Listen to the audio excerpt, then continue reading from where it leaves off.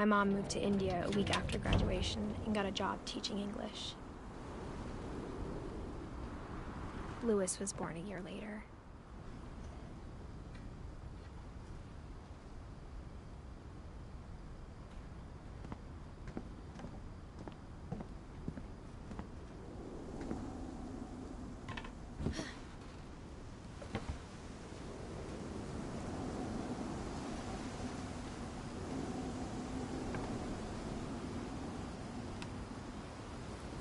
When my dad died, I don't think Mom knew where else to go.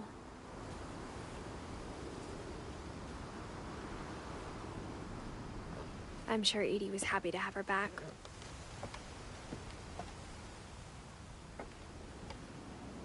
The house had to get a little bigger, but Edie was used to that.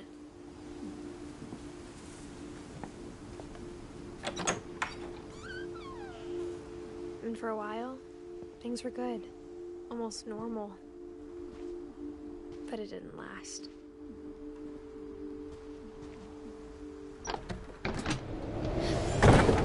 The beginning of the end was Milton's 10th birthday, when Edie gave him a castle.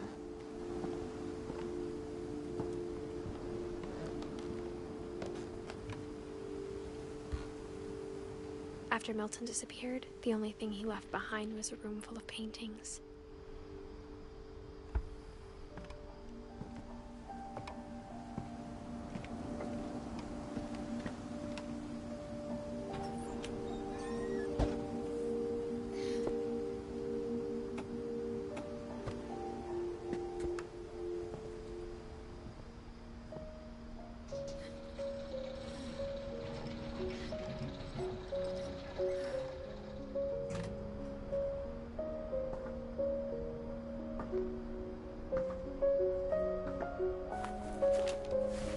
Milton Finch in The Magic Paintbrush.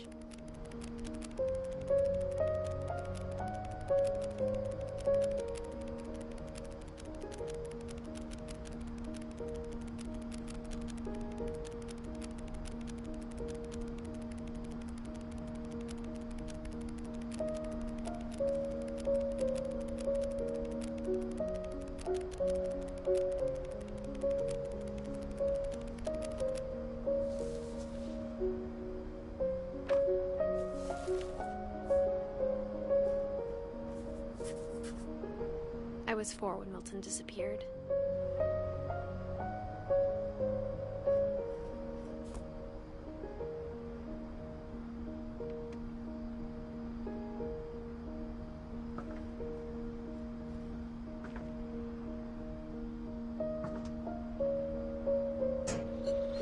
Mom spent months searching for my brother.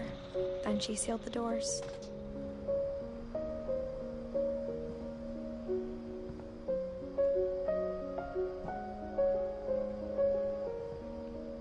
Whatever Milton had found in the house, Mom didn't want it getting out.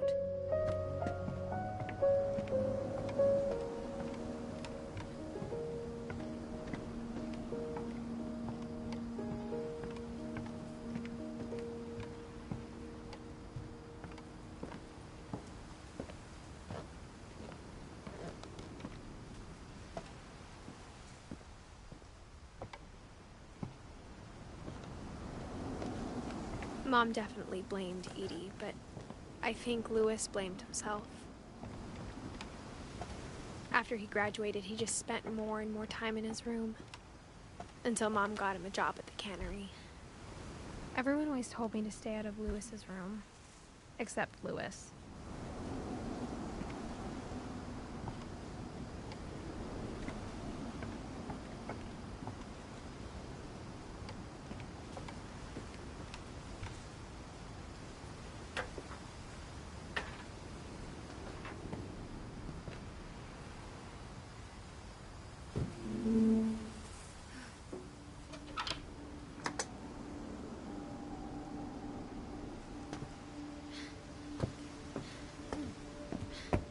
Louis's room smelled very, very familiar.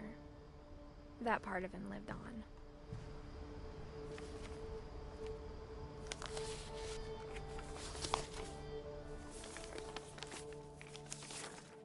Dear Mrs. Finch, As Lewis's psychiatrist, I can understand your desire for an explanation. As I see it, the trouble began in January, shortly after we convinced your son to seek treatment for substance abuse. Newly sober, I believe Lewis first noticed the monotony of his daily life.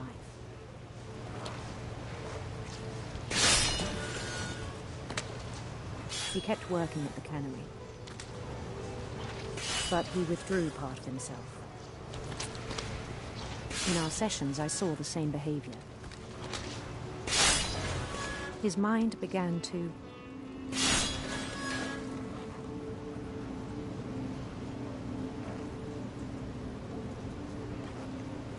wander. I asked him to describe it. He said he started small, imagining a labyrinth.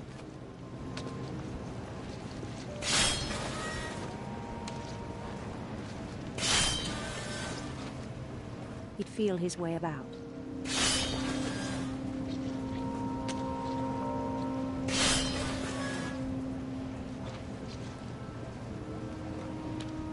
Then something moved. Bats. And toads.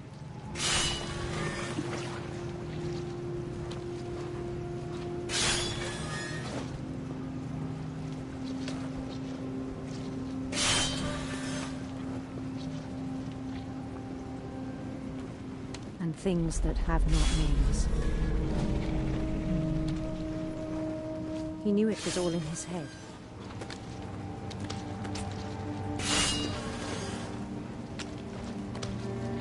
But he took it very seriously.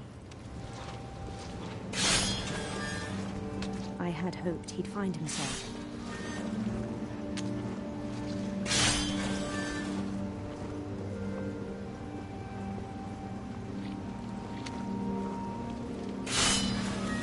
But he found something more.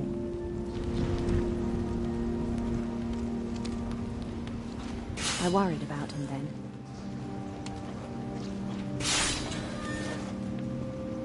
Daydreaming at the cannery. I spoke with his boss. But he said Lewis had become a model employee. Methodical, tireless, focused. Like a whole new Lewis. So I let him go on.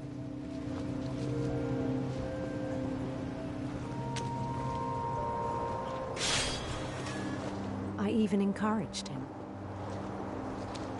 It seemed very promising at first. He told me he'd made a new friend.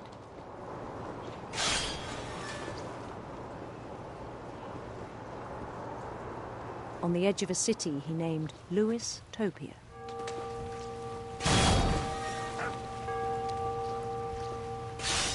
He built the city up slowly, brick by brick. Then he made musicians.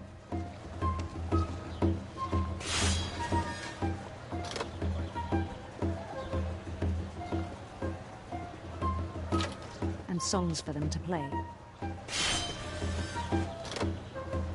He talked about starting a band. And he was always humming something. Every day his imagination grew stronger.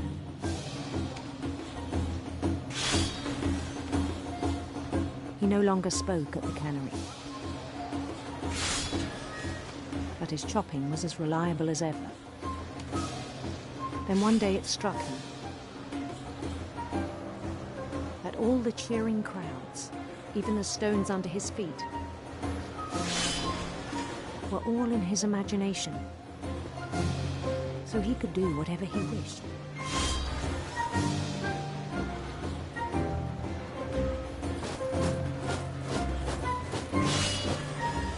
He held an election for mayor.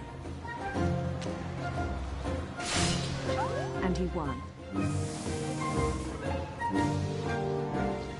They begged him to stay, but his mind was already wandering.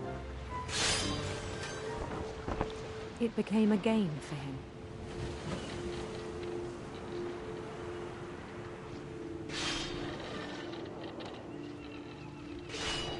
He'd conquer a city, then immediately push on.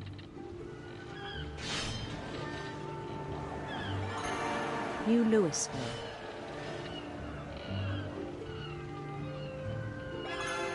St. Louis. He started drifting away from our reality.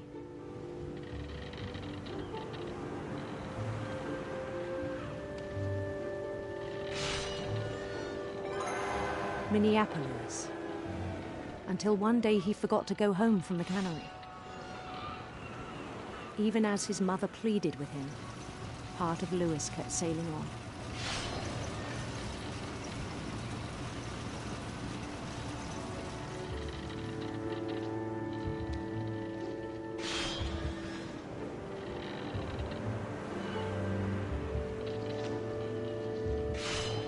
In Louisburg, he heard rumors of a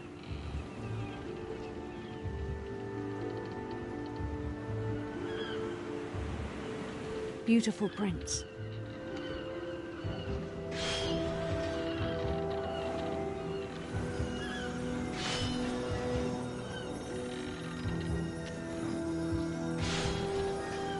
The prince was on his own quest for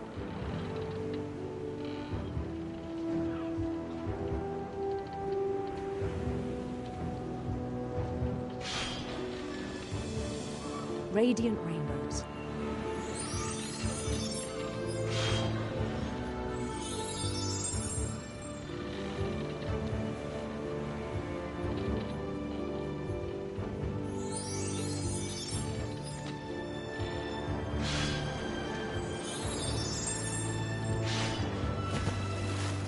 He followed the sound of his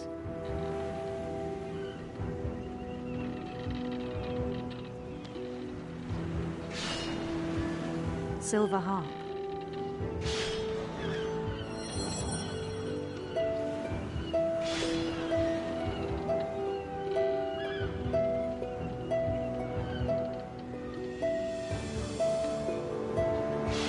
His chase led him to a golden palace east of the sun and west of the moon.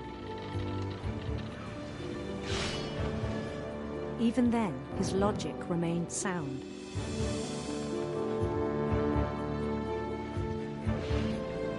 He knew the world was all in his imagination.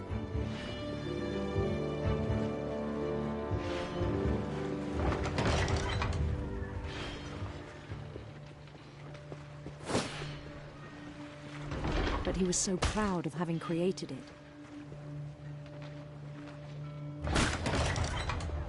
In his own eyes, he'd become something greater than a king.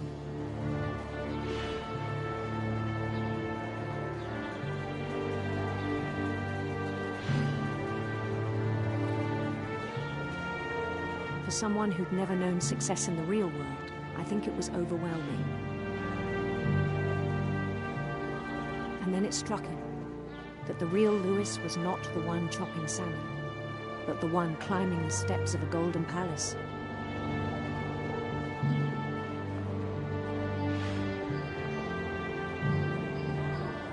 My imagination is as real as my body, he told me. It was hard to argue with him.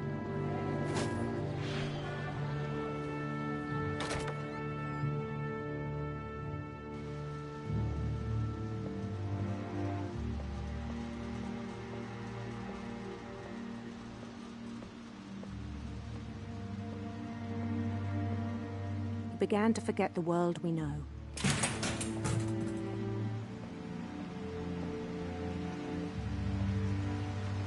I think it pained him to remember Louis, the cannery worker.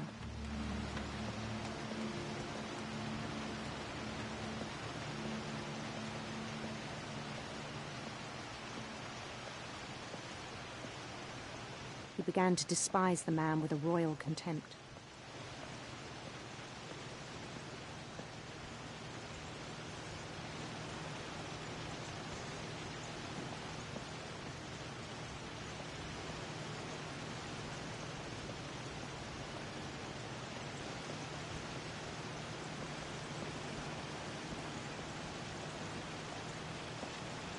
I still thought I could save him.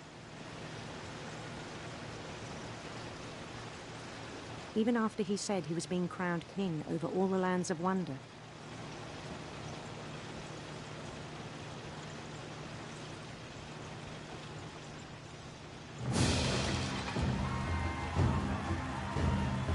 The palace would be packed with his companions.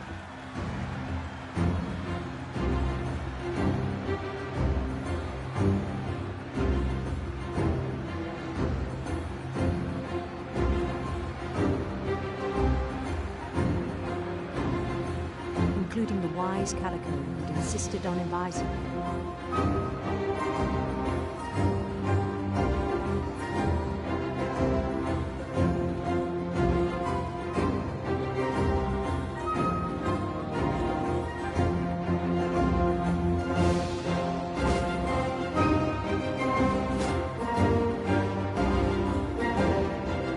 His prince waiting, holding his crown.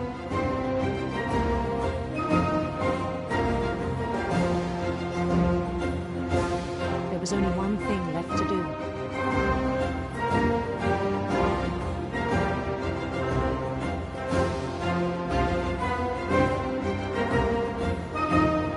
Bend down his head.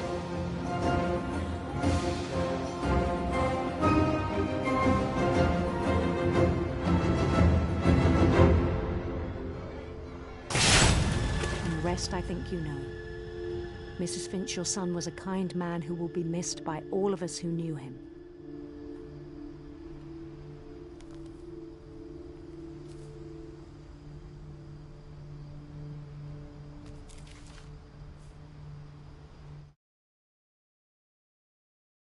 I wish you could have met him.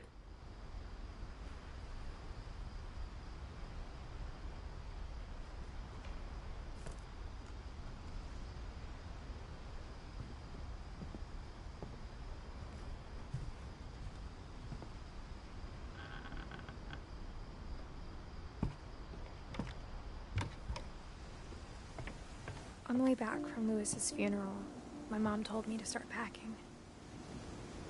She waited until the day before we left to tell Edie.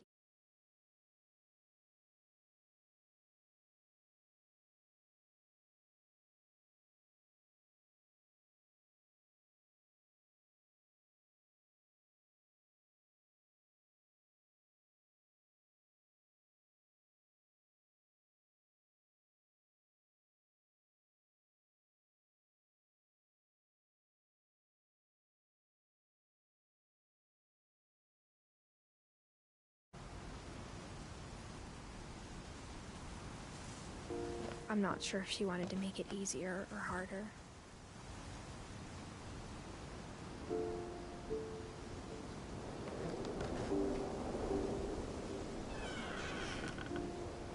I wish we'd stayed. But I understand why we left.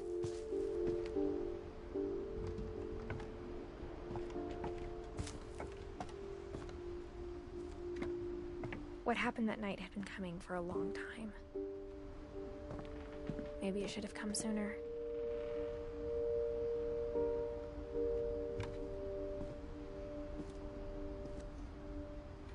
But it had to end one way or another. All that's left now is to tell you about that last night.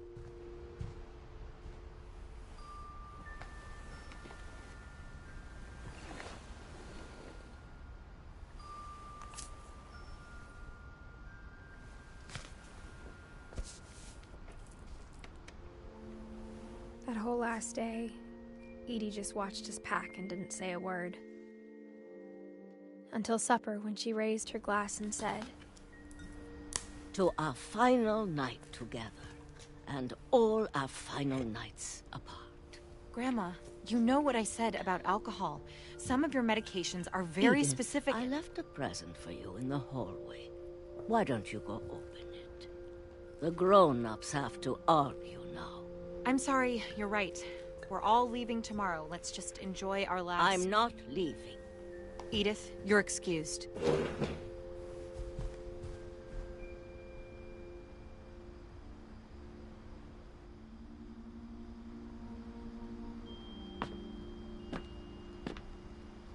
The power had been shut off that morning, but Edie always had plenty of candles. When my mom sealed the library, I don't think she knew about the other entrance. Or that Edie had a key to it.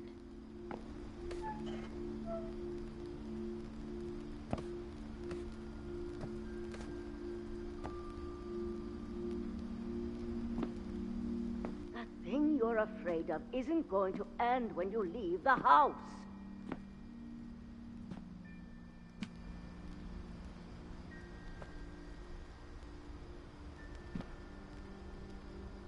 Edith has a right to know these stories. My children are dead because of your stories. I think it's best if Edith and I leave tonight.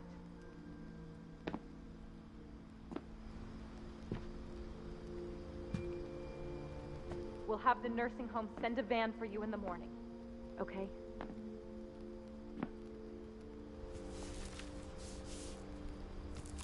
Dear Edith, there's so many stories I wish I could tell you, but there's only time for one. This is about what happened on the night you were born. That night, the tide went way, way out.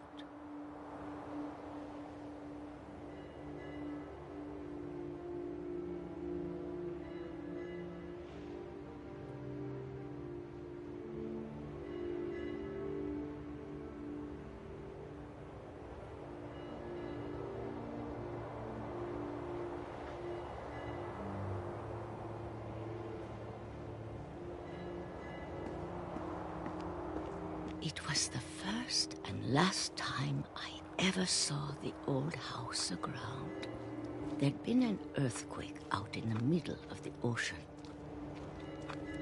They called it the lowest tide in 1,000 years. God, it smelled awful. You know, I've seen that house every day of my life. I never thought I'd go back to it. When the fog rolled in, I lost my way.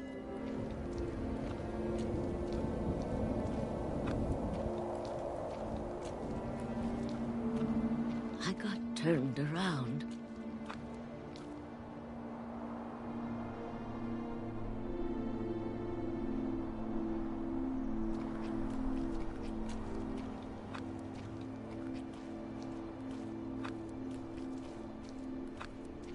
For a while, I wandered.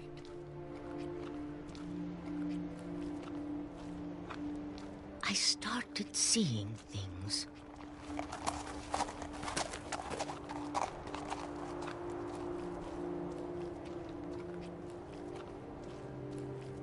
Things I'd forgotten had ever existed.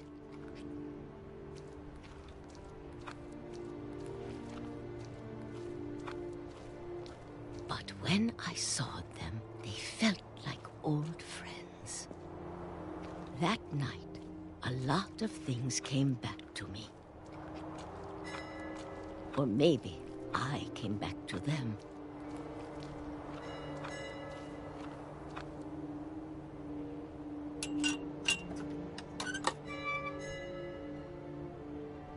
Things I can't explain, but that I need you to try and... Edith, what are you doing in here? It's mine. Edith! Mom, you're gonna rip it! Let go! I kicked and screamed, but Mom dragged me to the car.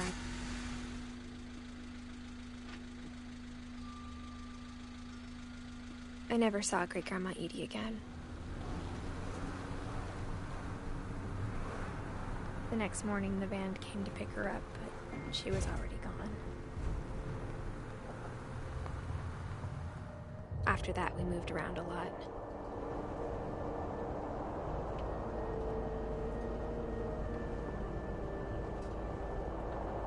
We both tried to make the best of it.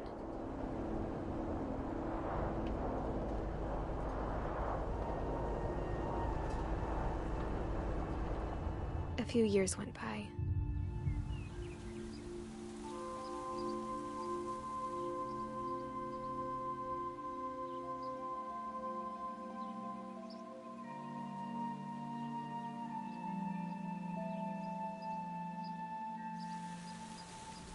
My mom didn't like to talk about it. But she started getting sick a lot. The rest happened pretty quickly.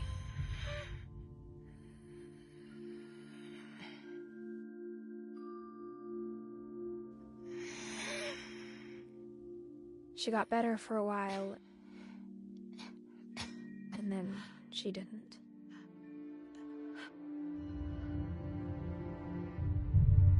And then I was alone.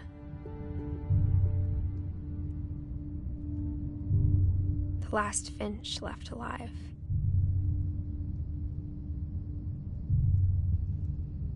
Until I found out about you.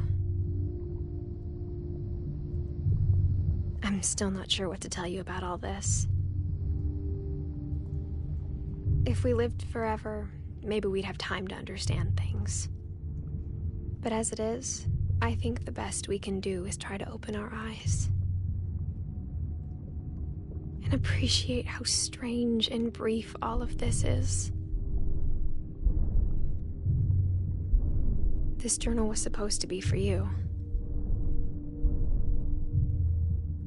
But now I hope you'll never see it. I just want to meet you. And tell you all these stories myself. But I guess if you're reading this now, things didn't work out that way.